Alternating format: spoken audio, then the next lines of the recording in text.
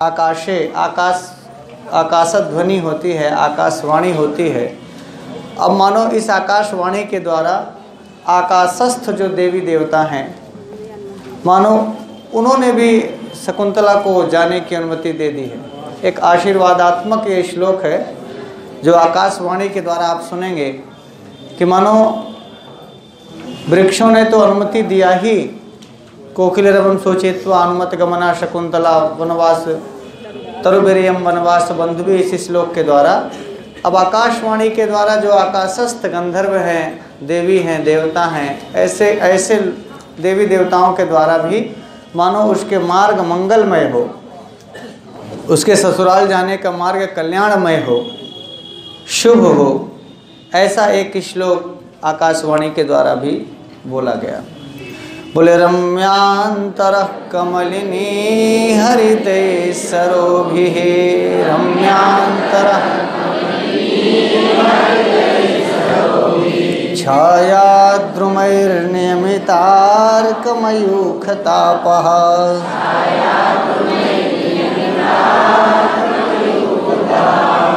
भूयात् कुशेशयरजो मृदुरेणुरस्याः,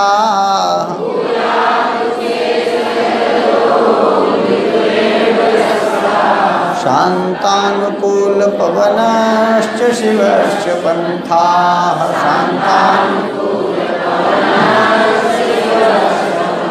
शान्तानुकूलपवनश्च शिवश्च पन्थाः,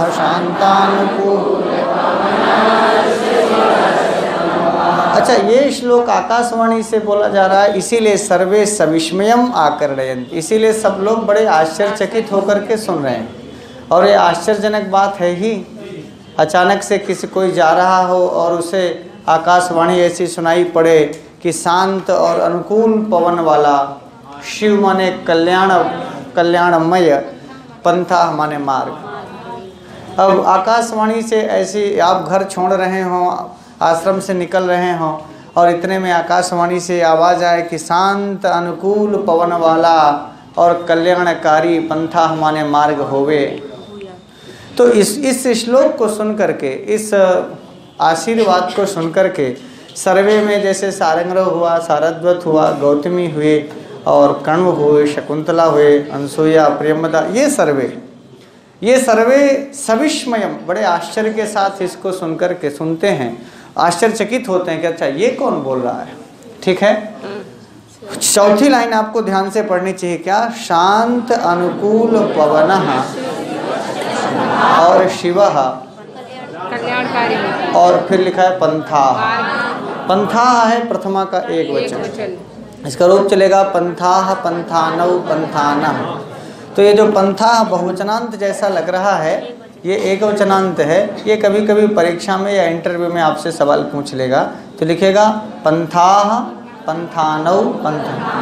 अब चूंकि एक वचनांत है इसलिए शिवः भी एक वचनांत है, शांतानुकूल पवना भी एक वचनांत है, और सब पंथाः का विशेषण है।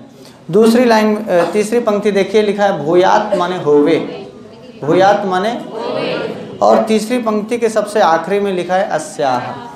क्या लिखा है?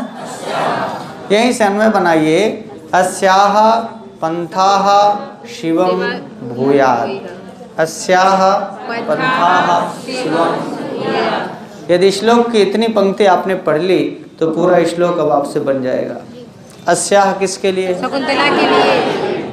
अस्याः इसका, शकुंतला का, षष्ठी का एक वचन। अस्याः यानी शकुंतलायाः, पंथाः माने मार्ग, शिवः माने कल्याणकारी, भूयात् माने होवे ना। इसका जो गमन मार्ग है, इसकी जो यात्रा है वो यात्रा बड़ी सुखद हो, कल्याणकारी हो, और इसकी यात्रा में इसके पंथ माने मार्ग में इसका जो मार्ग है वो कैसा है? बोले शांत अनुकूल पवन वाला मार्ग हो। शांतानुकूल पवनः ये भी पंथाः का विशेषण है, शिवः ये भी पंथाः का विशेषण है, और भूयात् आशीर्लिंग का रूप है, प्रथम पुरुष एक वचन का, भूयात्, भूयास्ताम, भूयासु, ऐसा रूप चलेगा, भू धातु है। ठीक है, पूरा वाक्य बन गया आपको, अस्याः पंथाः शिवः भूयात्। अस्याह लिखा है तीसरी लाइन में, भूयात भी लिखा है तीसरी लाइन में, और पंथा और शिव लिखा है चौथी लाइन में। अब सारे विशेषण हैं, इनको जोड़ते चलिए, हमारे साथ आनंद से पढ़ते चलिए। कोई परीक्षा में सवाल आए तो आंखें मूंद के लगाते चलिए। सही है? इस लोग समझ में आ गया बच्चों? समझ में आया कि नहीं? अब देखो, शांतानुकूल पवनः क्या? पंथा। शिवः क्या? और कुशेशय रजो मृदु रेणु क्या? पंथा। कुशेशय माने कमल, और रज माने पराग, मृदु माने कोमल, और रेणु माने धूलि। अर्थात जिस मार्ग में कमल के पराग से मृदु हो गई है जिस मार्ग की धूलि, ऐसा मार्ग हो जाए अस्याह, शकुंतला का, इस शकुंतला का मार्ग कोमल मार्ग हो जाए। क्यों कोमल हो जाए? बोले कुशेशय के रज पड़े हैं और इसीलिए मृदु हो गई है, कोमल हो गई धूली। ठीक हो गया। अब कमल की पंखुड़ियां या कमल के पराग कण किसी मार्ग में बिछे हों तो वो मार्ग कैसा होगा? इसलिए कहा कुशेशय रजो मृदु रेणु, कुशेशय रजो मृदु रेणु पंथाः शांतानुकूल पवनः पंथाः और शिवः अस्याः पंथाः ऐसे ऐसे ऐसा भूयात। ठीक हो गया, इसका रास्ता ऐसे ऐसे हो जाए।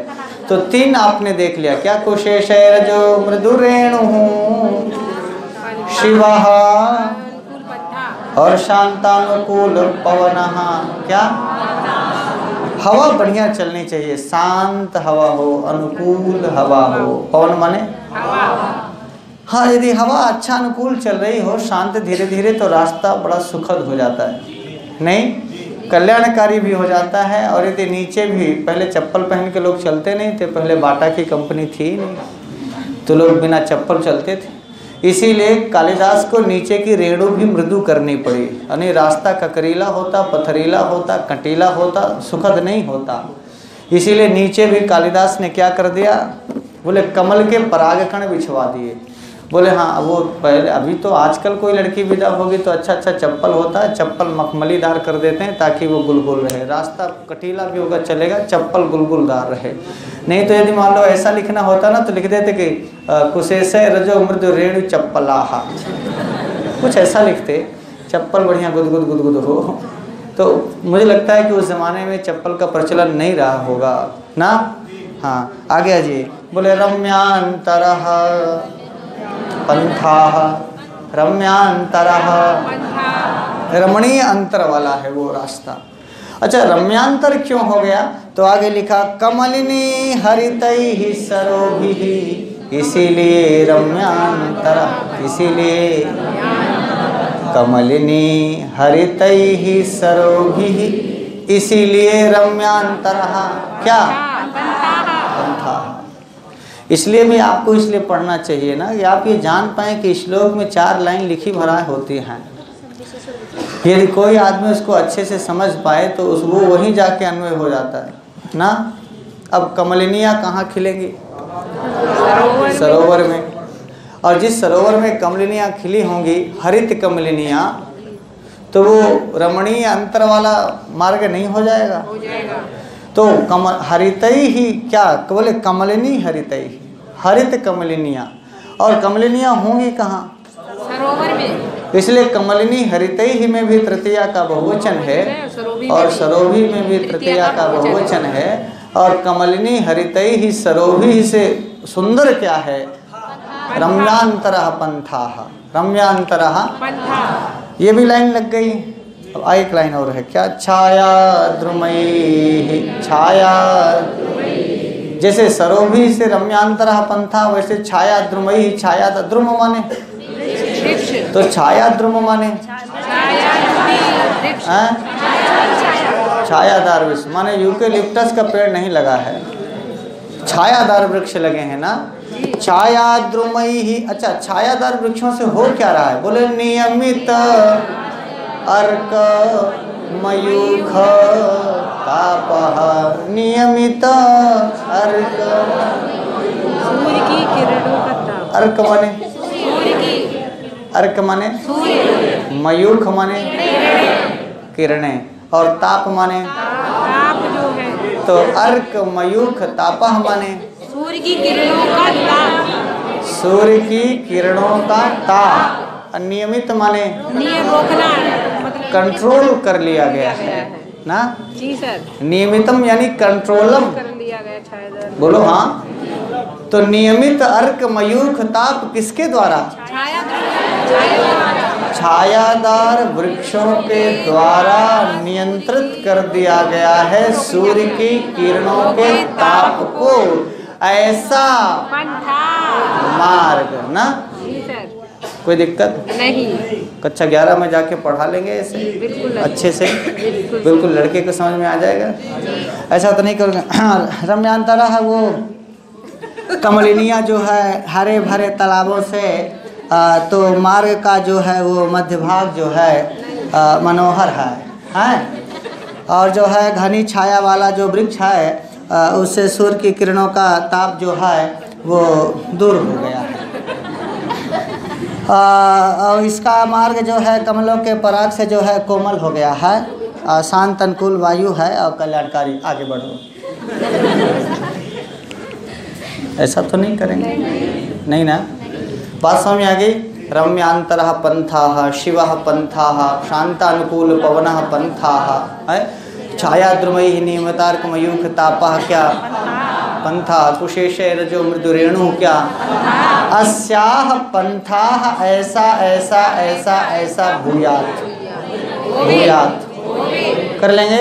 इतना ही है। अस्याः पंथाः भूयात्, इसका रास्ता होवे। कैसे? बोले अस्याः पंथाः शिवः भूयात्, अस्याः पंथाः शांतानुकूल पवनः भूयात्, अस्याः पंथा कुशेशे रजो मृदुरेणुः भूयात्, अस्याः पंथाः रम्यांतरः और अस्याः पंथाः अर्कमयूख तापः भूयात्। कर लेंगे। ये सब विशेषण हो गया किसका? पंथा। कर लेंगे। अब बोलो उक्ता वसंत तिलका। अब ऐसे इस लाइन को भी पढ़ दो जैसे इसको पढ़े हो। रम्यांतर कमलिनी। अब एक बार ऐसे लक्षण पढ़ दो।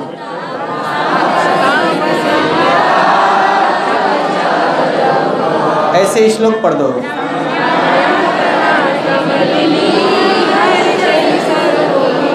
अब क्यों नहीं बोल रहे? क्यों नहीं बोल रहे? क्यों नहीं बोल रहे? गलत बात। बोलना पड़ेगा। बोलो हाँ बोलेंगे। अब गलती नहीं होगी। दुर्वासा का श्राप भी लगता है, आशीर्वाद। हम नहीं चाहते कि आपको श्राप लगे। रम्या नहीं, हमको बाद में देखो। रम्यांतर रम्यांतर उक्ता वसंत तिलका भूयात् कुशेशय रजो मृदुरेणुरस्या उक्ता वसंत तिलका। गौतमी ने कहा जाते ज्ञातिजन स्निग्धा भी अनुज्ञात गमना असी तपोवन देवता भी। तपोवन देवताओं के द्वारा, देखो मैंने आपसे कहा ना कि आकाशवाणी देवी देवताओं के द्वारा होती है, इसीलिए गौतमी ने कहा तपोवन देवता भी, तपोवन देवताओं के द्वारा भी अनुज्ञात माने तुम्हें जाने की अनुमति, गमना अनुज्ञात गमना मानो जिन लोगों ने तुम्हें जाने की अनुमति प्रदान कर दी है ऐसी हो गई हो। अस्सी माने हो, अस्सी माने हो। और जाते किसके लिए? हाँ, जाते माने पुत्री, संबोधन का रूप है। जैसे रमा का रमे, लता का और बालिका का, ऐसे जाता शब्द है। तो जाता शब्द का क्या हो जाएगा? जाते ज्ञातिजन स्निग्धा भी। ज्ञातिजन होते हैं बंधु बांधव, तो बंधु बांधवों की तरह स्निग्ध माने प्यार करने वाले। ऐसे तपोवन देवी देवताओं ने तुम्हें जाने की अनुमति दे दी, जो तुम्हारे लिए केवल देवी देवता नहीं है बल्कि ज्ञातिजन हैं, भाई बंधुओं की तरह हैं। तुम्हारी सहेलियों की तरह हैं। तो ज्ञाति जन स्निग्धा भी तृतीया का बहुवचन है, तपोवन देवता भी। यहाँ से हमें करना ज्ञाति जन स्निग्धा भी तपोवन देवता भी अनुज्ञात गमना असि। ठीक हो गया। अपने भाई बंधुओं की तरह, जो तुम्हारी सहेलियों की तरह, तो जो तुम्हारे परिवार जनों की तरह हैं, ऐसी तपोवन की देवी देवताओं के द्वारा अनुज्ञात गमना असि, जाने की तुम्हें अनुमति प्रदान कर दी गई है ना, रम्यांतरा कमलिनी कह के। ठीक हो गया। अब वो कहती प्रणम भगवती, इनको प्रणाम करो। जैसे नदी का द्वितीय बहुवचन होगा नदी, तो ऐसे ही भगवती का द्वितीय बहुवचन होगा भगवती। भगवती माने इन देवियों को, इन भगवतियों को, इन भगवती स्वरूपा देवियों को प्रणाम। लोट लकार मध्यम पुरुष एक वचन, क्या करना है? बोले इनको प्रणाम करो। किसको प्रणाम करो? तो मानो वन देवी देवताओं को प्रणाम करने की सलाह दी गई। किसको?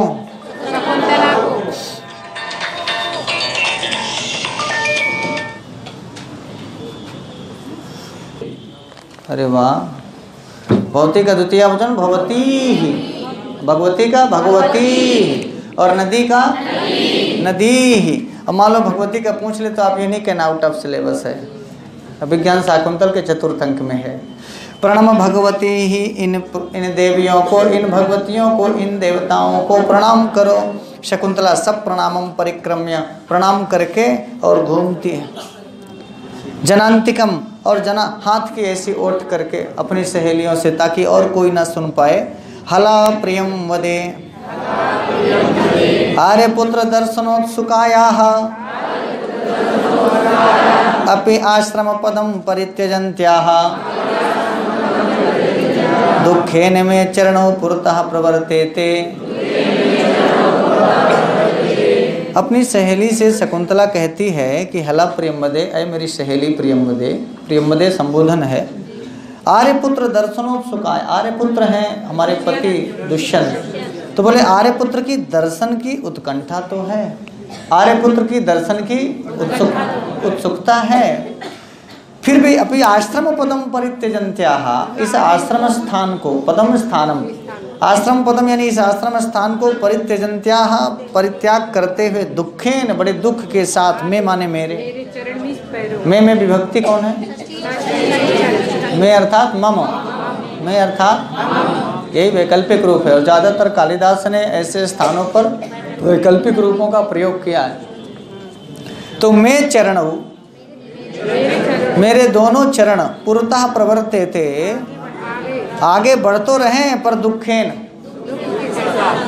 ऐसा नहीं कि जल्दी जल्दी जल्दी जल्दी आश्रम को छोड़कर भाग जाएं पति के पास। ऐसा कह रही है कि मानो मेरे दोनों चरण, पति दर्शन की उत्सुकता भी है, लेकिन आश्रम पदम परित्यजन्त्याः, पर आश्रम स्थान को छोड़कर मेरे पैर आगे बड़े दुख से बढ़ रहे हैं। अर्थात मेरा मन, मेरे पैर बहुत आगे बढ़ने के लिए लालायित नहीं है। समझ में आ गया? बोले आर्यपुत्र दर्शनोत्सुकायाः अपि आश्रम पदम परित्यजन्त्याः। कैसे हैं पैर? बोले दुखेन मे चरणौ पुरतः प्रवर्तते प्रवर्तेते प्रवर्तन्ते। तो चूंकि चरणौ है इसीलिए प्रवर्तेते, चरणौ है इसीलिए क्या लिखा? चरण प्रवर्तित हो, चरणौ द्वितीयांत है इसलिए प्रवर्तेते भी द्वितीयांत है। कर लेंगे ना। अब मैं माने मेरे, और दुखेन माने बड़े दुख के साथ। किसके चरण है ये? किससे कह रही है? क्या कह रही है? मेरे चरण आश्रम को छोड़कर आगे बड़े दुख से बढ़ रहे हैं। यदि ऐसे वचन पूछ लिए जाएं परीक्षा में कि किसके हैं, तो क्या लिखेंगे?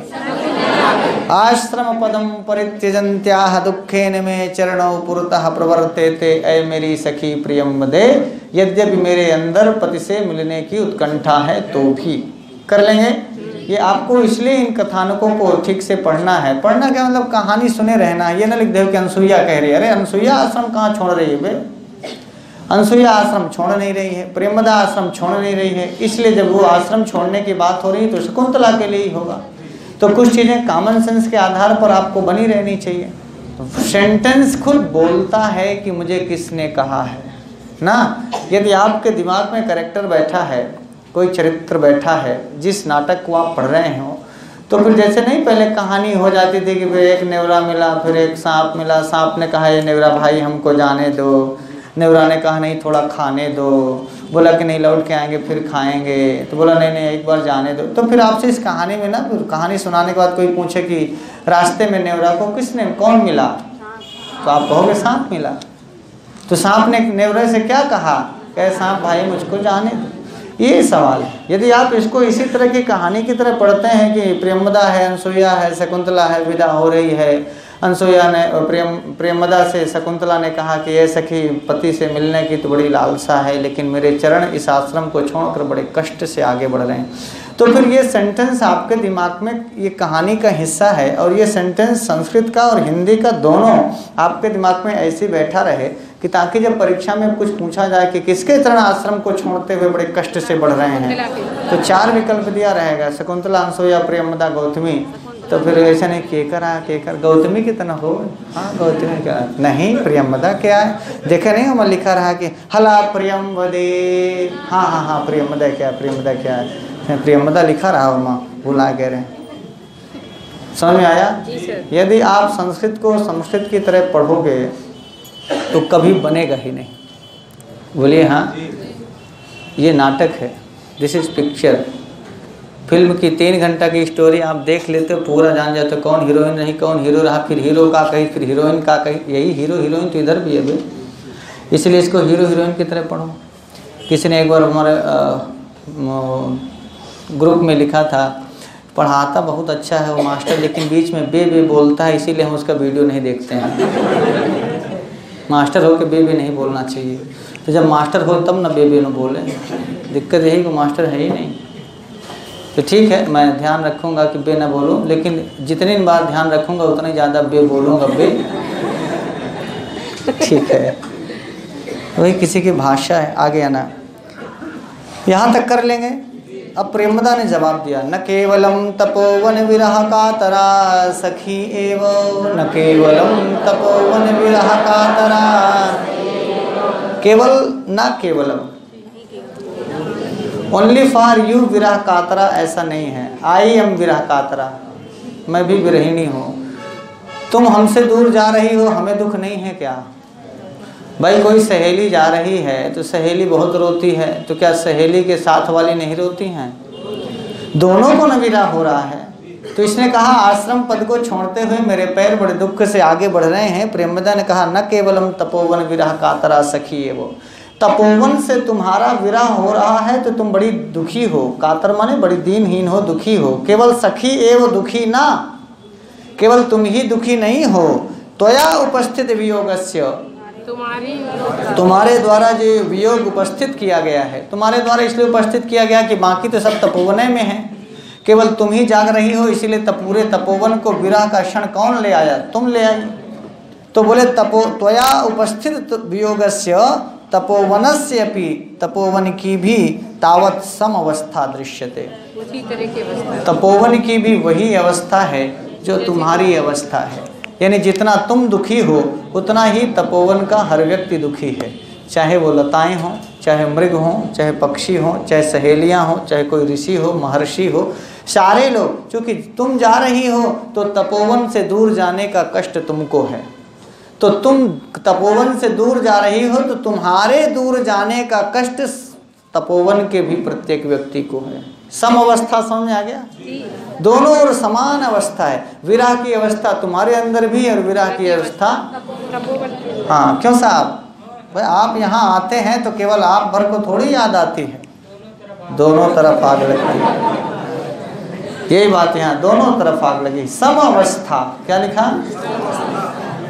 तपोवनस्य पितावत समवस्था दृश्यते, दोनों समान अवस्था। और ये प्रियंवदा के द्वारा कहा गया श्लोक है, चौथे अंक में एक यही आखिरी श्लोक प्रियंवदा कहती है।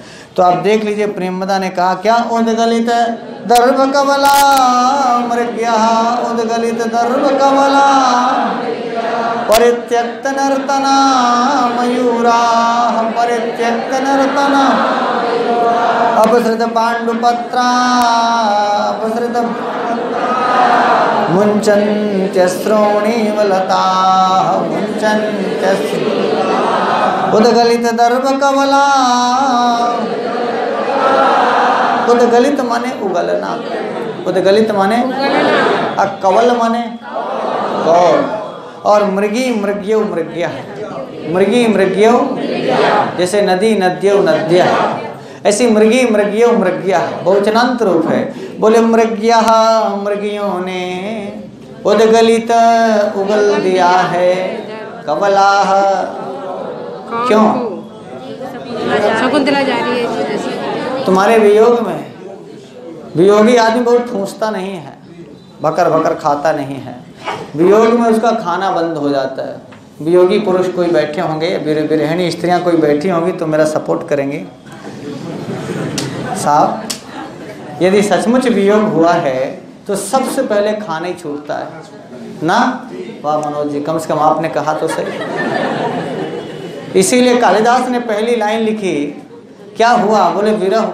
आपको नहीं पता? नहीं पता? मैडम पूछ रही हैं कि क्या सही ऐसा खाना छूटता है क्या? तो पता नहीं पढ़ेंगे क्या? हाँ बिल्कुल, ये भी सही कह रही, सही है। उद्गलित दर्भ कमला,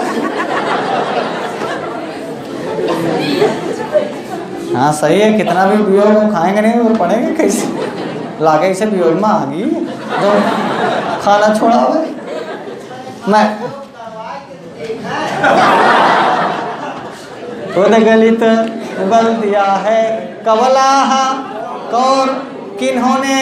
बोले मृगियों ने। तो उद्गलित दर्भ कमला मृग्या, उद्गलित दर्भ कमला। अच्छा, जब मोर बहुत खुश होता है तो क्या करता है? नाचता है। और दुखी होता है तो क्या करता है? नाचना बंद कर देता है। खुशी की, मोर की खुशी है नाचना, और नाचते नाचते मोर अपना नाचना बंद कर दे, समझना कि सैड हो गया। तो लिखा परित्यक्त नर्तना मयूरा, परित्यक्त। परित्यक्त माने क्या? छोड़ दिया है, नाचना छोड़ दिया है। किसने? मयूर ने ना। कितने होशियार हो गए हैं आप लोग। हम सिर्फ श्लोक पढ़ते हैं, आप लोग अर्थ बताते हैं।